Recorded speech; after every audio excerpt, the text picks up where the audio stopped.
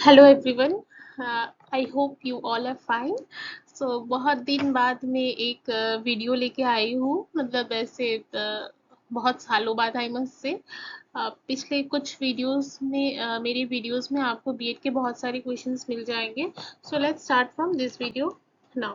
तो इस वीडियो में हम लोग बेसिकली क्या करेंगे, हम लोग बहुत सारा जो है बीएड का जो बीएड में जैसे कि एमसीक्यूज आते हैं बीएड एंट्रेंस में, या फिर जनरल नॉलेज में भी, सिर्फ बीएड का नहीं है, जनरल नॉलेज में भी जो भी एमसीक्यूज आते हैं हम उसके बारे में डिस्कस करेंगे। फर्स्ट ऑफ ऑल हम लोग एमसीक्यू सॉल्व करेंगे और फिर हम लोग उस जो भी टॉपिक है जिसके ऊपर मैंने एमसीक्यू बनाया है उसके बारे में हम लोग डिस्कस करेंगे।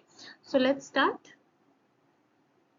So in this video, we will not just solve MCQs related to education, but I will also discuss various important points about them. So first of all, our first question is full form of Nipun. So निपुण भारत कब शुरू हुआ था बच्चों? निपुण भारत 2021 में शुरू हुआ था। किसने शुरू किया था? मिनिस्ट्री ऑफ एजुकेशन ने शुरू किया था। तो अभी हमारा जो निपुण है इसका फुल फॉर्म क्या है? इसका करेक्ट आंसर है C, national initiative for proficiency in reading with understanding and numeracy. तो इसका करेक्ट ऑप्शन क्या है? ऑप्शन सी।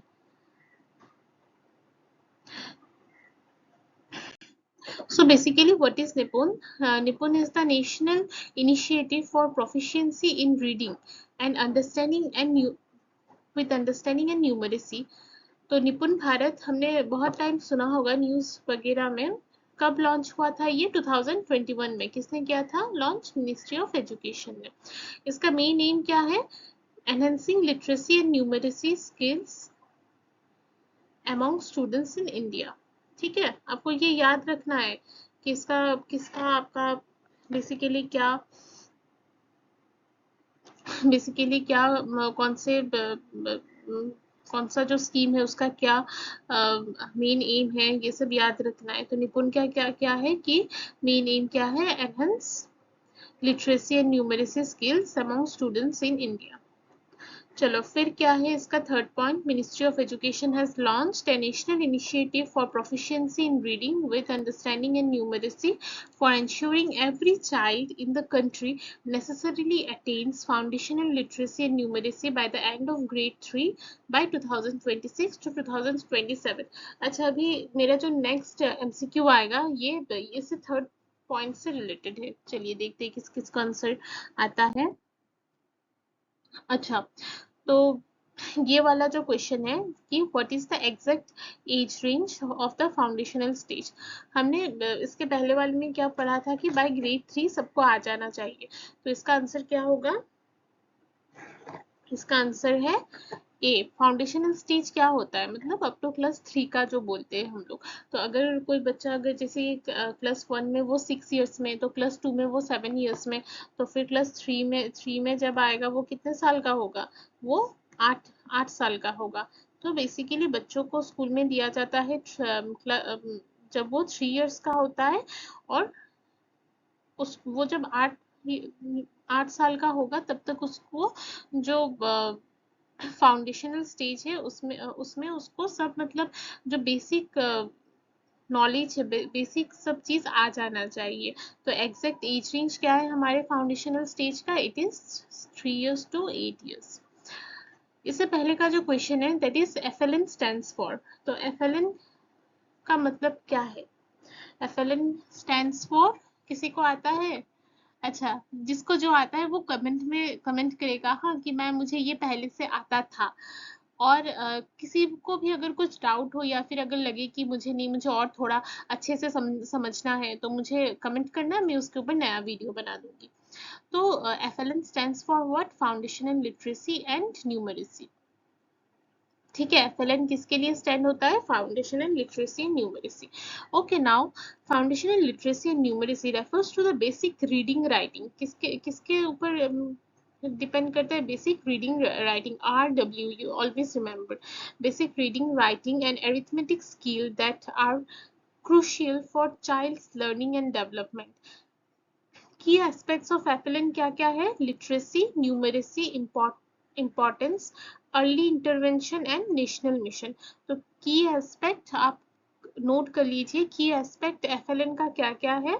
की एस्पेक्ट है literacy, numeracy, importance, early intervention and national mission. तो यहाँ पे जो अर्ली इंटरवेंशन बोला है मैंने अभी, तो ये अर्ली इंटरवेंशन का मतलब क्या है? To develop crucial interventions by grade 3। Early intervention का मतलब है जो कि बेसिक जो कि लाइफ स्किल्स है उसको डेवलप करना है बाय ग्रेड 3। और ग्रेड 3 में वो कितने साल का हो जाएगा? 3 years to 8 years, ठीक है। और फिर नेशनल मिशन जो है वो है Nipun Bharat to achieve FLN by 2026 to 27, that is the national mission. तो FLN का हमने जो की एस्पेक्ट है वो क्या क्या सीखा है अभी? Literacy, numeracy, importance, early intervention and national mission. अभी यहाँ पे मैंने कुछ और FLN के जो इम्पोर्टेंट पॉइंट्स है वो भी मैंने मेंशन किए हैं, जैसे कि 4 ब्लॉक्स होता है हाँ FLN में। वो क्या क्या है 4 ब्लॉक्स? पहला है गाइडेड रीडिंग, मतलब टीचर को छोटे छोटे ग्रुप बना के बच्चों को पढ़ना सिखाना चाहिए, ठीक है। मतलब जैसे कि बहुत सारे बच्चे जो कि अटक जाते हैं पढ़ने के टाइम पे, तो ऐसा नहीं होना चाहिए। हर बच्चे को अच्छे से कॉन्फिडेंटली पढ़ना आना चाहिए। फिर सेकंड होता है सेल्फ सिलेक्टेड रीडिंग, मतलब स्टूडेंट को अपने से बुक चूज करके उन्हें पढ़ने देना चाहिए। ऐसा नहीं कि अभी तुम ये साइंस बुक पढ़ो, ऐसा नहीं। अगर उसे कुछ स्टोरी बुक पढ़ना है तो उसे स्टोरी बुक पढ़ने देना चाहिए, वो बात आती है। फिर हमारा जो थर्ड है वो है राइटिंग। तो राइटिंग में क्या है? Students engage in various writing activities such as journaling, creative writings, or responding to text to develop their writing skills and express their ideas। जैसे कि पहले क्या होता था ना, पहले जो टीचर्स है वो बच्चों को कुछ लिखने नहीं देते थे, वो बच्चों को क्वेश्चन सिखाते थे, उसका ही आंसर देना पड़ता था बच्चों को। और वो जो आंसर है उसमें जो जो स्पेलिंग्स आते थे बस वही सीखते थे। बट अभी क्या होता है, अभी टीचर्स बच्चों को ये समझाते हैं कि वो जो स्पेलिंग जो गलत करते हैं इट इज जस्ट नॉर्मल, गलत करेंगे तभी सीखेंगे, है ना। अभी भी जो लोग अभी जैसे कि मास्टर्स कर रहे हैं उनका भी बहुत सारा स्पेलिंग्स गलत हो जाता है। तो ये डरने की कोई बात नहीं है, जो बेसिक रूल्स होते हैं, फॉर्मूलाज होते हैं, वो बस सीखना है आपको, इंग्लिश का और कुछ नहीं। तो वही राइटिंग स्टूडेंट को मतलब अपने से लिखने देना चाहिए। फिर हमारा जो फोर्थ ब्लॉक है FLN का वो है वर्किंग विथ वर्ड्स, ठीक है। तो तो आप लोगों को यहाँ से इस अभी तक क्या क्या पता चला कि FLN के कितने ब्लॉक है? FLN के 4 ब्लॉक है। Guided reading, self selected reading, writing writing, working with words. और इससे पहले मैंने जो की फीचर्स बताए थे FLN के वो क्या क्या थे? Literacy, numeracy, importance, early intervention and national mission, ठीक है। अच्छा, फिर अब अभी हमारे पास आता है 3 गोल क्या क्या है FLN के। FLN का फुल फॉर्म क्या था? आप लोगों को याद है ना? FLN का फुल फॉर्म था foundational literacy and numeracy. Okay चलो, तो इसका जो गोल नंबर 1 है वो है हेल्थ एंड वेलबींग, गोल 2 है इफेक्टिव कम्युनिकेटर्स, गोल 3 है इन्वॉल्व लर्नर्स। मैं ये यहाँ पे ज्यादा डिस्क्राइब नहीं कर रही हूँ।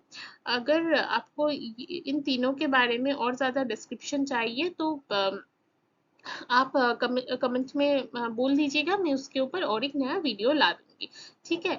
और अगर आपको कोई भी डाउट हो रहा हो या फिर समझने में कोई भी तकलीफ हो रही हो, you can just comment down.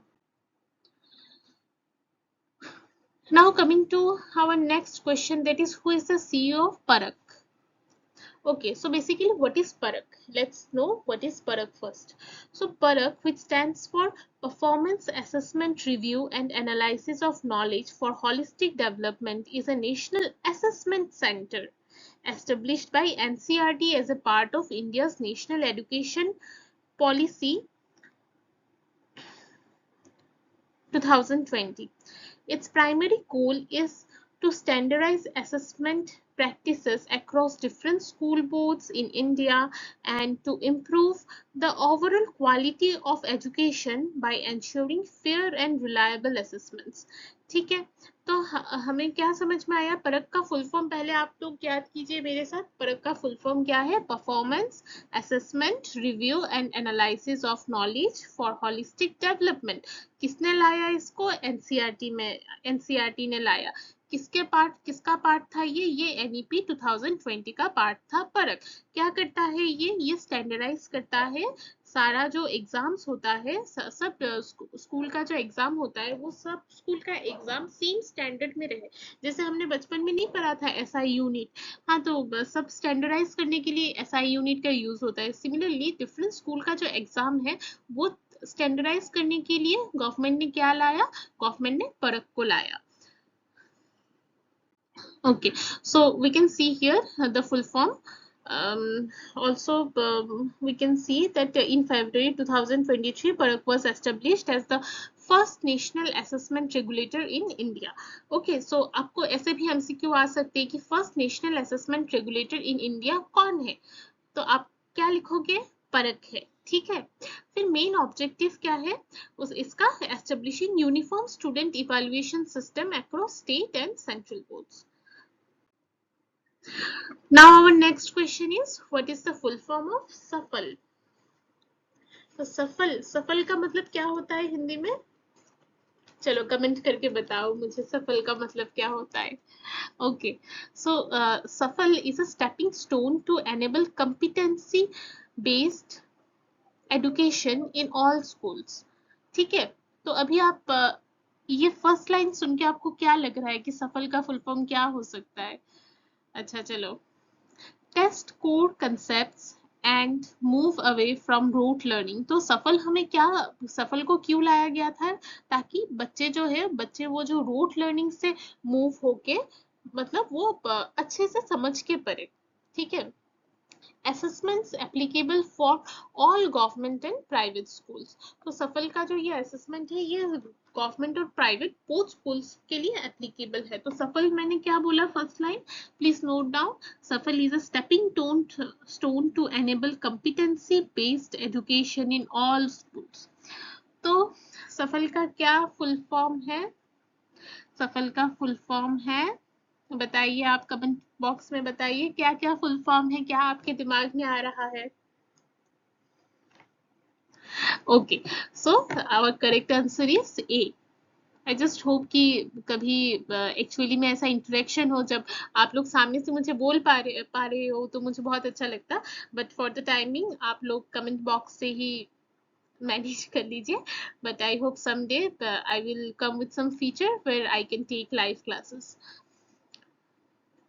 So moving to next slide, here we can see many important points on the SAFL.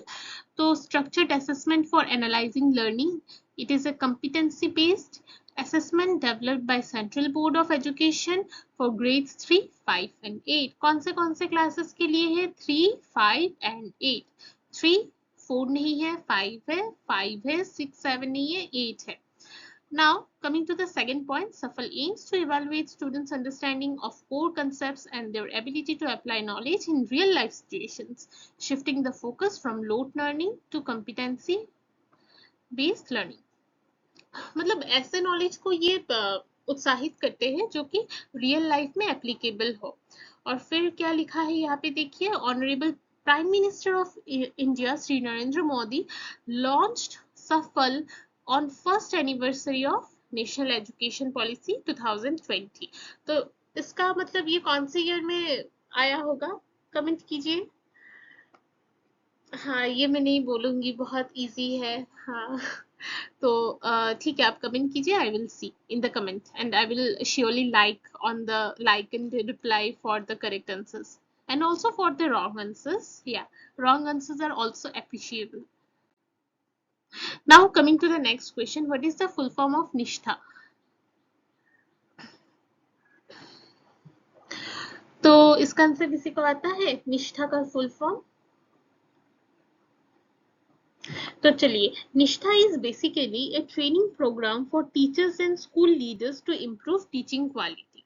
So the correct answer here is option A, national initiative for school heads and teachers holistic advancement. This is the correct option. Here are some of the important points on Nishtha. That is, the Ministry of Education launched program in 2019. It aims to improve the quality of education in elementary schools and provides teacher with training on variety of topics and includes all these education related things. Coming to the next question, that is, what is the full form of Diksha?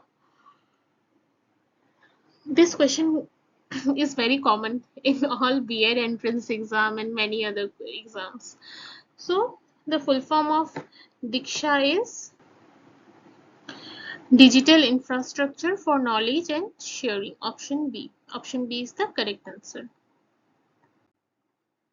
Here are some important points on Diksha. तो दीक्षा कब launch हुआ था? दीक्षा launch हुआ था सितंबर 5, 2017 में. कब दीक्षा launch हुआ था? सितंबर 5, 2017 में. It was launched by the President of India, Sri M. Venkaiah Naidu. Diksha can be accessed by learners and teachers across the country and currently supports 36 Indian languages. तो किसने लॉन्च किया था, कब लॉन्च हुआ था, ये सब आपको याद रखना है.